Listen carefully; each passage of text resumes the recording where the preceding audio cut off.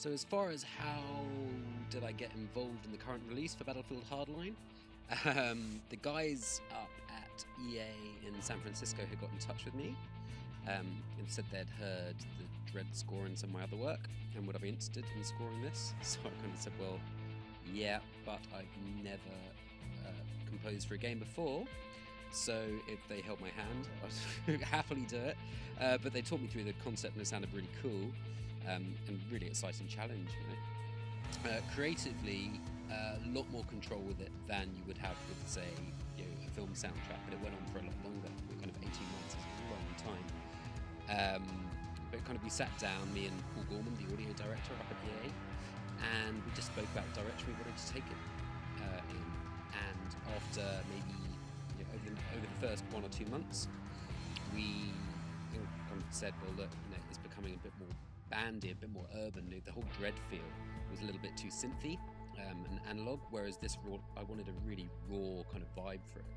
So yeah, and with that in mind, tons of thrashy guitars. I mean, I still had some vintage synths in there. And then I said, well, how about getting Josh Freese, this incredible drummer who he plays with Nine Inch Nails and Paramore and Devo. So we got him in for some sessions. That was all fantastic. But I mean, over 18 months, you've just got this fantastic opportunity to create this soundtrack and this vibe for the score. And you really see where it goes. Whereas if you're on a film soundtrack, you've got 2 months to really nail it. Over 18 months, the score really does evolve and you can go back and change some stuff. So yeah, it was great. And we came up with this great big Spotify playlist so that all the music that you hear in-game on the radio or licensed tracks, we just had this huge playlist where gradually we were kind of firing ideas back and forth between LA and Glasgow and San Francisco. Kind of go, oh, that band's really cool, and what about that band, and what about that band, and Jamie in Common, he's great. So yeah, it just came like that. So yeah, a lot more creative control. As far as being involved in so many music projects, what does it feel to shine with scores like Dread, Walking with Dinosaurs and Battlefield Hardline? I've just got quite a short attention span, so I like working on different stuff.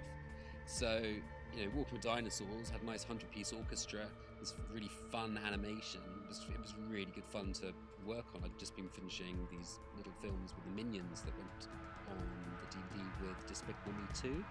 So that was like a year's worth of really happy animations.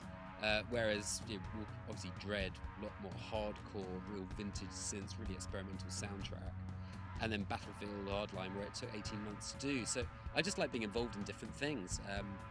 I like working with orchestras, I like working with bands, I like producing bands, I like working with electronica, and for me it's not one's better than the other. I like blending them all together. As far as who are my biggest influences in music, some of my favourite composers to why I got into the business. I've said it before, I'll say it again, Ennio Morricone is a genius. His score to The Mission was the thing that really got me into film music. I just thought this is beautiful. And obviously the traditional Indiana Jones and John Williams, all that kind of stuff. But then the Bond films gradually picked it up, and David Arnold, starting to put in some drums on top of orchestra. That was all fantastic. I always loved Danny Elfman. Things like Nightmare Before Christmas, I think, is just a fantastic score, dark and twisted. So they're all really, really cool. Last of the Mohicans, I always thought was a great score.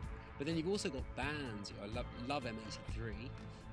So you've got them, and they work with Joe Trapanese on Oblivion.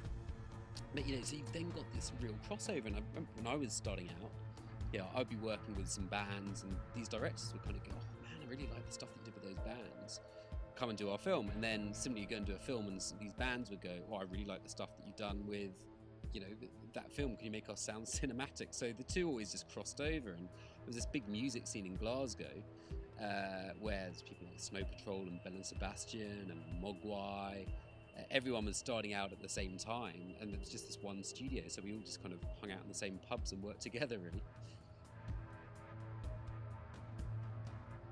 So as far as who I'm listening to at the moment, I haven't really had much of a chance. I'm just finishing up a soundtrack at the moment, but also just about to start another soundtrack. I've been listening to Black Rebel Motorcycle Club quite a lot.